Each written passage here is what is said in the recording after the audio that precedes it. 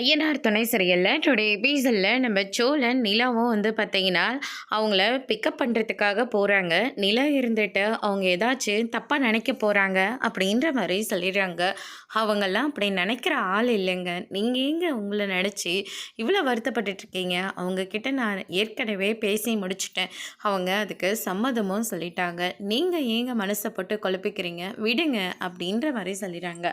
அங்கே போனதுக்கப்புறம் அவங்களோட நடவடிக்கை உங்களுக்கு தப்பாக பட்டுச்சுன்னா அடுத்த நிமிஷமே உங்களை சேஃபாக கொண்டு வந்து வீட்டில் விட்டுடுறேன் போதுமா அப்படின்னு சொல்லிட்டு நம்ம சோழன் சொல்லிட்டு நிலாவை பத்திரமா அவங்களோட வீட்டுக்கு கூட்டிகிட்டு போகிறாங்க. அங்கே பார்த்தீங்கன்னா இதுதாங்க அவங்களுடைய வீடு அப்படின்னு சொல்லிட்டு உள்ளே கூட்டிகிட்டு போகிறாங்க. அவங்களும் லக்கேஜ் எல்லாம் பேக் பண்ணி எடுத்துகிட்டு வந்து வெளியே வச்சுட்ருக்காங்க. மாமா நீங்கள் எதுக்காகமா தூக்கிட்டுருக்கீங்க? கொடுங்கம்மா நானே தூக்கிறேன் அப்படின்னு சொல்லிட்டு சோழனையும் அது எல்லாத்தையும் தூக்கிக்கிறாரு. அதுக்கு அடுத்ததாக பார்த்தீங்கன்னா வீடு லாக் பண்ணிகிட்ருக்காங்க. சரி சரி இருங்க, வீடெல்லாம் லாக் பண்ணாதீங்க, நீங்கள் வாங்க உள்ளே உட்காந்து டீ எது சாப்பிட்டு போகலாம் அப்படின்ற மாதிரி சொல்லிடுறாங்க. அதெல்லாம் ஒன்றும் வேண்டாமா, ஏற்கனவே கோயிலுக்கு போகணுன்னு தானே எல்லாத்தையும் பேக் பண்ணிவிட்டு ரிட்டன் வந்துக்கிட்டு இருக்கீங்க, இப்போ போயிட்டு உள்ளே கூப்பிட்றீங்க, அதெல்லாம் ஒன்றும் வேண்டாம் அப்படின்ற மாதிரி சொல்லிடுறாங்க. அதுக்காக முதல்ல வீட்டுக்கு வந்துக்கிற பிள்ளைய வெறும் வயிற்றோடவா அனுப்புறது?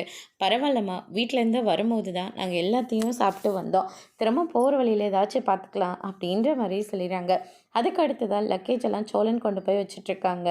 நான் வரதில் உங்களுக்கு எந்த கஷ்டமும் இல்லைல்ல அப்படின்ற மாதிரி சொன்ன உடனே இத்தனை நாள் சோழனோட பேசிட்டு போனோம், இப்போ நாங்கள் உன்னோட பேசிட்டு வரப்போகிறோம், இதில் எங்களுக்கு என்ன கஷ்டம் இருக்க போகுது? எங்களுக்கு ரொம்ப சந்தோஷமாக தான் இருக்குது. நீ வேறு ரொம்ப அழகாக இருக்கியா, அதனால் உன்னை பார்த்ததுலேருந்தே எங்களுக்கு ரொம்ப பிடிச்சி போச்சு அப்படின்னு சொல்லிட்டு பாட்டியும் தாத்தாவும் நம்ம நிலவை ரொம்பவே நல்லா பேசிக்கிட்டு இருக்காங்க. சரி வாங்க போகலாம் அப்படின்னு சொல்லிட்டு காரில் போயிட்டுருக்காங்க.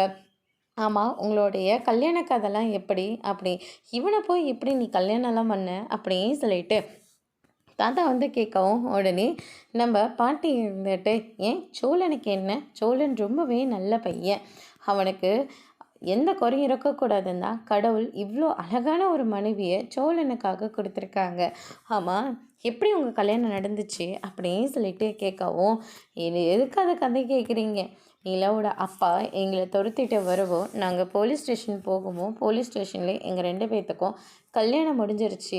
எப்பட்றா சொல்ல இவ்வளோ துணிச்சலாக இறங்கினேன்? அவ்வளோ பெரிய வீட்டு பொண்ணே நம்ம தான் வேணும்னு சொல்லி நம்ம பின்னாடி வரும்போது நம்ம எதுக்காக பயந்து போய் நிற்கணும்? அதனால தான் அப்படின்ற மாதிரி சொல்லிடுறாங்க. நிலா இருந்துட்டு சோழனை பார்த்து முறைக்கிறாங்க.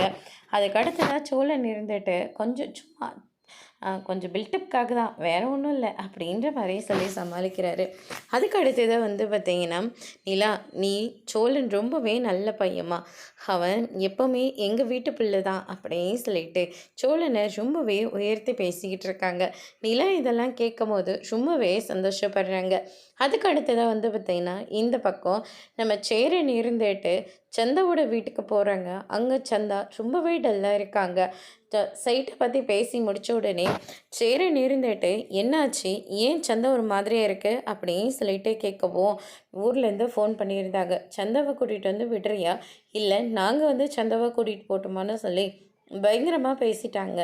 அதனால தான் சந்தா இப்படி இருக்குது. சந்தா, நீங்கள் எதுக்காகவும் வருத்தப்படாத, நாங்கள்லாம் இருக்கிற போது அப்படியெல்லாம் உன்னை விட்டுற மாட்டோம் சரியா அப்படின்னு சொல்லிட்டு நம்ம சேரன் சந்தாவை சமாதானம் பண்ணிக்கிட்டு இருக்காங்க. அதுக்கு அடுத்ததாக பார்த்தீங்கன்னா இந்த பக்கம் நம்ம பல்லவன் இருந்துட்டு காயத்ரியை மீட் பண்ணி பேசிக்கிட்டு இருக்காங்க. என்னை மன்னிச்சிரு காயத்ரி, அப்படியெல்லாம் நடக்கும் நான் கொஞ்சம் கூட எதிர்பார்க்கவே இல்லை, நானாவது கொஞ்சம் யோசிச்சிருக்கணும், ஆனால் எதுவுமே யோசிக்காமல் நம்ம பேசுகிறது தான் முக்கியம்னு சொல்லி அந்த மாதிரி ஒரு இடத்துக்கு நான் உன்னை கூட்டிகிட்டு போயிட்டேன், என்னை மன்னிச்சிரு காயத்ரி அப்படின்ற மாதிரியே சொல்லிடுறாங்க. பரவாயில்ல விடு சார், நானும் கொஞ்சம் யோசிச்சிருக்கணும், நானும் யோசிக்காமல் நீ கூப்பிட்டுன்றதுனால நானும் வந்துட்டேன்ல, அதனால் நானும் நீ எதுக்காக எல்லா பாரத்தையும் உன் தலைமையிலே போட்டுக்கிறேன், என் மேலே தானே தப்பு இருக்குது அப்படின்னு சொல்லிட்டு காயத்ரியும் ஒரு பக்கம் பேசிக்கிட்டு இருக்காங்க. அண்ணன் என் கூட பேசுகிறதே இல்லை, அண்ணன் என் கூட பேசணுன்றதுனால நானும் எவ்வளவோ முயற்சி பண்ணிட்டேன், அதுக்கப்புறம் அவங்களாம் எடுத்து சொன்னதுக்கப்புறமா தான் நான் பண்ணியிருக்கிறது எவ்வளோ பெரிய தப்புன்னு எனக்கே புரிய ஆரம்பிச்சுது.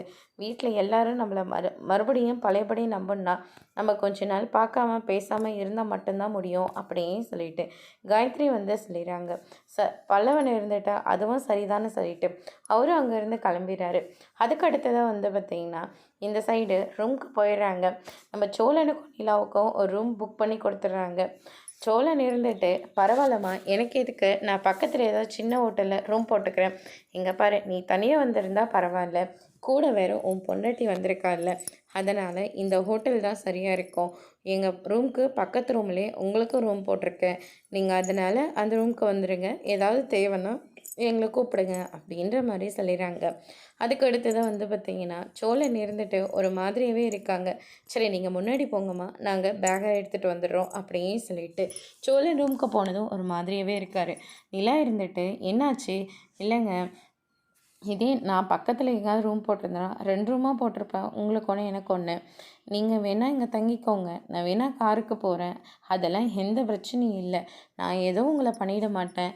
அப்படின்ற மாரி சொல்லிறாங்க. அதுக்கு அடுத்ததா நம்ம சோழன் இருந்துட்டு கார்ல போய் தங்குனாலையும், வெளியே இவங்க வேற பக்கத்து ரூம்லயே இருக்காங்க. சோழன் கூப்பிட்டா என்ன பண்றது? அத யோசிக்க வேண்டியதா இருக்கு. அப்படின்ற மாரி சொல்லிறாங்க. இருக்கிறதே ஒரு பெட் தான் இருக்கு. எக்ஸ்ட்ரா பெட் வேணா சொல்லிக்கலாம் அப்படின்னு சொல்லிட்டு, எக்ஸ்ட்ரா பெட்டும் வந்து சொல்லிறாங்க. "சோளம், உன் வாழ்க்கை இப்படியே போயிரும் போல இருக்கே!" அப்படின்ற மாரி சொல்லிட்டுருக்காங்க. அதுக்கு அடுத்ததா, "ஏன் இந்த ரூம்ல தங்குறதுக்கு நீங்க அவ்வளோ கூச்சப்படுறீங்க?" "இல்லைங்க, டிரைவருக்கெல்லாம் இந்த மாரி 5 ஸ்டார் ஹோட்டல்லலாம் ரூமெல்லாம் போட மாட்டாங்க. பக்கத்துல ஏதாவது ஒரு சின்ன ஹோட்டல்ல தான் பார்த்து ரூம் போட்டு தருவாங்க. கார்லயே படுத்துக்கிறேன்னு சொன்னா, கார்ல போன தங்குனாலையும் ஏசி போட சொல்லவே மாட்டாங்க. ஏசி எல்லாம் போடக்கூடாதுன்னு தான் சொல்லுவாங்க. அதே மாதிரி அந்த ஹோட்டல்ல ரூம் போட்டு கொடுத்தா பாத்ரூம் நீட்டா இருக்காது. பெட்ஷீட் துவைச்சிருக்க மாட்டாங்க. இப்படி ஏகப்பட்டதா மிஸ்டேக் இருந்துக்கிட்டே இருக்கும். இந்த அளவுக்கெல்லாம் வசதியே இருக்காது. ஏதோ நீங்க கூட வந்திருக்கிறதுனால இவ்வளோ பெரிய ஹோட்டல்ல நம்ம ரூம் போட்டு கொடுத்துருக்காங்க." அப்படின்ற மாரி சோழன் வந்து சொல்லிடுறாங்க. சோழனோட நிலைமைய பார்த்த உடனே நிலா ரொம்பவே ஃபீல் பண்ணுறாங்க. அதோட இன்னைக்கான எபிசோட் முடிச்சிருக்காங்க. இனி ஐயனார் துணையில அடுத்தடுத்து என்னெல்லாம் நடக்க போகுதுன்றத வெயிட் பண்ணி பார்க்கலாம். Thank you.